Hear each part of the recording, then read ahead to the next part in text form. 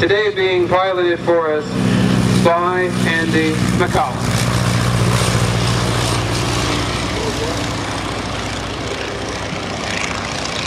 Followed now by Kevin Sinibaldi in the Orion PT-22, this lovely brushed aluminum aircraft, the first monoplane trainer employed by United States Armed Services. Away she goes. Now being followed by the L-5 Stinson, with Bill Cooker at the controls. The L-5 basically made of fabric, wood, and little else. And bringing up the rear, Lou Radwanek in the N3N, the NAF N3N.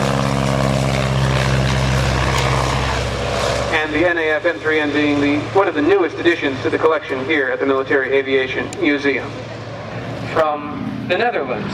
In fact, they were to be sold to the Dutch East Indies, but due to the capitulation of Dutch forces to the Japanese in that area, nearly all of the aircraft failed to be delivered to the Dutch East Indies, and therefore the order was intercepted by the United States Army Air Forces to become trainers, and to become the very first monoplane trainer employed by the United States. So enjoy that fine aluminum fuselage glinting in the sun, and when it comes back around again, be sure to get a close look at the undercarriage. I'll give you some more details on that in a minute. The L-5 Stinson, now going past during the Second World War, and we'll actually demonstrate that very type of aircraft for you following this flight. That was the Fieseler Stork. I overheard a conversation this morning, and the pilot, Don Anklin, said it was like flying a helicopter. Straight up and away, a long and ungainly landing gear, again, much like the Orion PT-22, serving a very useful purpose, and we'll tell you a bit more about that in a moment. Now taking off in our Tiger Moth, Mr. Ray Scott. Now taking off the de Havilland Chipmunk, today being flown by Robert Boom Powell. The de Havilland Dragon Rapide, painted in the colors of the Royal Grenadier Guards, the colors of the personal aircraft of His Royal Highness Prince of Wales, later King Edward VIII of England. Its role was essentially the same as that of the L-5 Stinson, forward air control, aerial reconnaissance, that sort of thing, but intended for support of ground troops. But following the invasion of Italy by Allied forces, the Italian peninsula began to collapse as a front, and the Germans insisted on keeping the soft underbelly of Europe stable, and with about 30 to 50% of the peninsula being held by Allied forces, the Italian fascist government made a separate peace and actually overthrew Benito Mussolini. He, with a somewhat overdeveloped sense of loyalty to Mussolini, decided that he must rescue his friend, whereupon he commissioned a commando raid with the use of the Fieseler Stork. Our de Havilland Dragon Rapide today being piloted by Mr. Gerald Yegan. We've seen waving from the cockpit of our Avenger South Vietnamese forces until the end of that conflict in 1975. Taxiing down the runway now, Mike Spaulding in our FM2, better known as the F4F Wildcat. Okay. And away she goes! Gear goes up into those lovely gull wings. That's Mike Spaulding in the Wildcat, and watch the gear goes up. No power assist on this one, folks. It's all hand cranked. In fact, the Wildcat, having come from an earlier plane, it tips the gear on the wall. We have Avenger.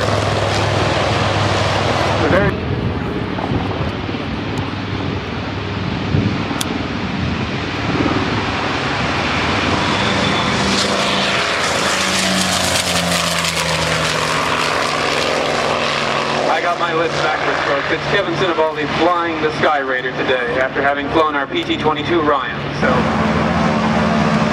And now the great surprise to the Americans from the attacks on Pearl Harbor in the Philippines. Taking to the sky with her payload loaded and ready to go on the Stuka dive bombers used by the Germans. There goes Obie O'Brien and our Corsair again, the last piston engine fighter interceptor employed by the United States Navy. The Corsair Corsair, a long-lived airplane with models manufactured almost right up until the commencement of the Korean conflict and up through the beginning of that. Corsairs flown during Korea were employed in much the same way as there. Here comes Mike Spaulding again in the F-4F. As I mentioned, this particular example of the Wildcat manufactured by General Motors, the museum's example has an unusual history. The DuPont family, the great petrochemicals dynasty. The plane was recently received by the fighter factory in flyable condition, although it required an extensive restoration. And as you can appreciate from the way in which Obi flies it, the Corsair is a particularly hot plane.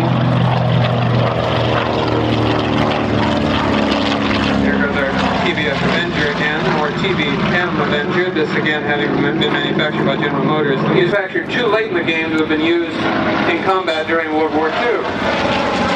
Deploying its air brake, a distinctive feature of the Sky Raider, that large brake at General Motors, could be found inside the fuselage.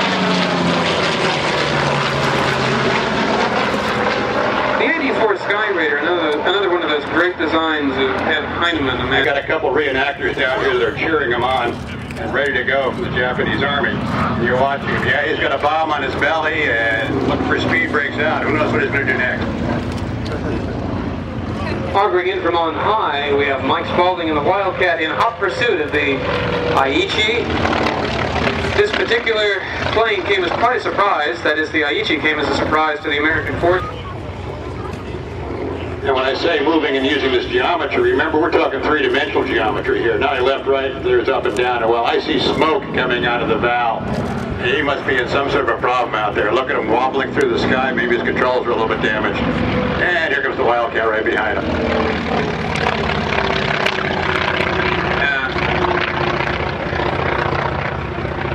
A light hit on the valve, but the answer is no. There's a small oil tank and you pump the oil, spray it directly into the exhaust pipe, and there's enough heat coming off of the thing that it inflames the oil and it breaks into smoke. So there's no real risk involved. In greater numbers and has the record for more kills during the Battle of Britain than the Spitfire, and yet it's not quite as well recognized. It's also comprised of both metal and fabric.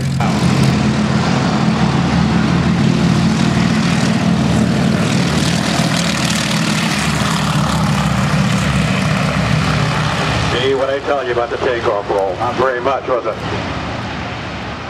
The other two fighters will be following close behind it. We won't talk so you can listen to the sound of the Merlin as it comes over.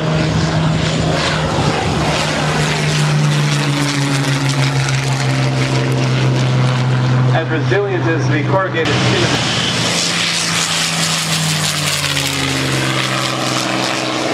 Along with the museum of Corsair, the P-51 Mustang Double Trouble 2 has made an appearance. The P-40 Warhawk the P-40, a development of the earlier P-36, the Ju-52. This plane, a relatively recent acquisition by the museum, having arrived from Texas, a former plane of the former Confederate, now commemorative Air Force, built to a specification defined by the British.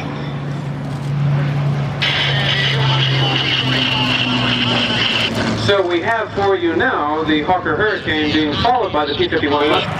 Straight and level this time, the Merlin humming away,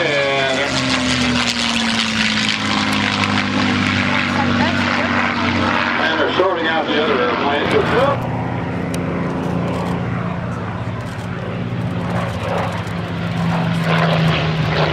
The P-40 Warhawk in the museum's collection was recovered from above the Arctic Circle. The show line.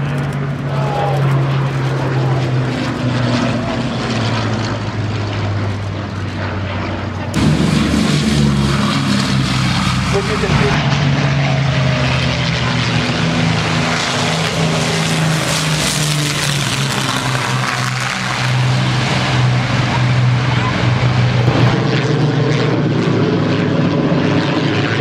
Imagination a little bit, this picture. Normally, of course, there'd be a big formation of B-17s, there'd be a big formation of the B-51. Time and now 5 at once, 4 on one plane, and of course 1 powering the Hawker Hurricane.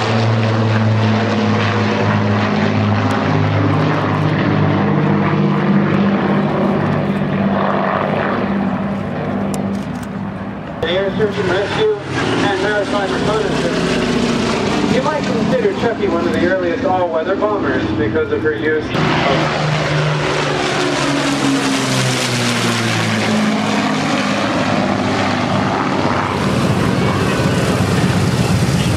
In fact, the Battle of Britain Memorial Flight, a pilot officer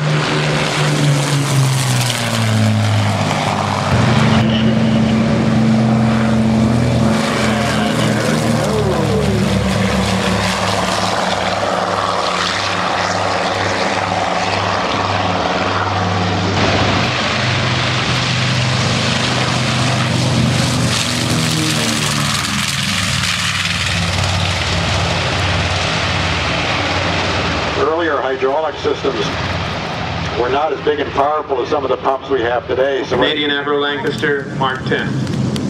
Okay, and air shows you wave to the airplanes because they can't hear the applause over the sound of those engines even when they're at idle.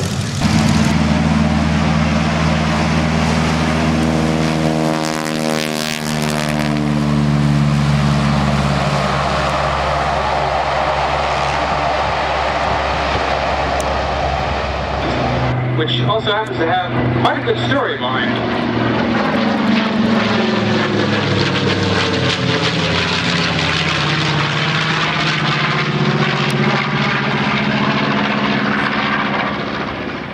For a full restoration. One of the things we do at the Fighter Factory, or try to do in most cases, is research how these aircraft are painted. I mean, the authenticity of some of it. You check small stencils, fueling markings, hoist markings, and get everything as accurately as possible.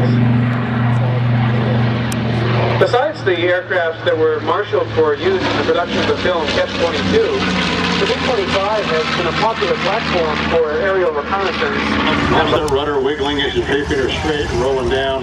Notice the flaps and the ailerons all droop when this airplane comes down. And we're very happy to see this Ju-52 flying again after so many years. She was inactive for almost a decade beginning in 1990 due to persistent engine problems.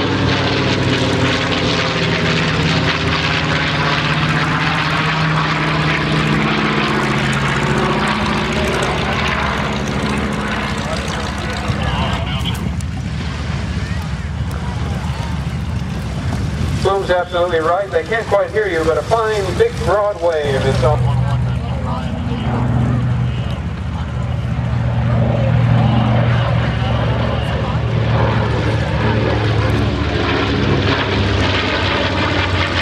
Just to remind everyone, we are continuing our flight operations. Now, the Yak-3 is coming out. The nice Russian star on the tail. And the Supermarine Spitfire. And this is a very rare opportunity because there are so very few preserved Yak-3s and hardly any in flyable condition, and most of those, in fact, happen to be replicas. Our example is powered by an Allison engine and therefore is not currently being powered by the original Soviet or Russian power plant. It's a great opportunity for photographers, so have your lenses at the ready, sort of.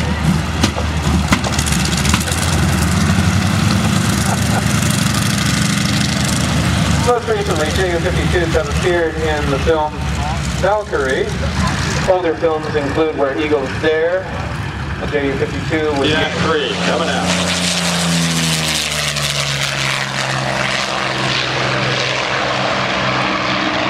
And our flak battery.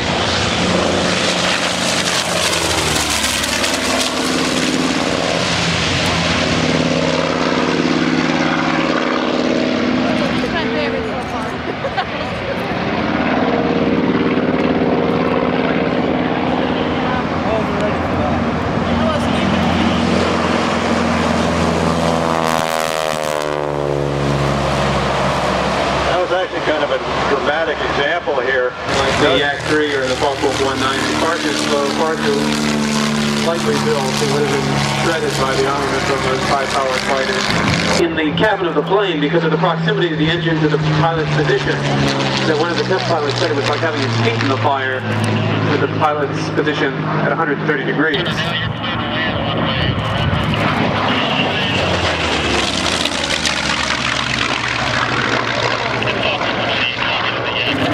Stormovic.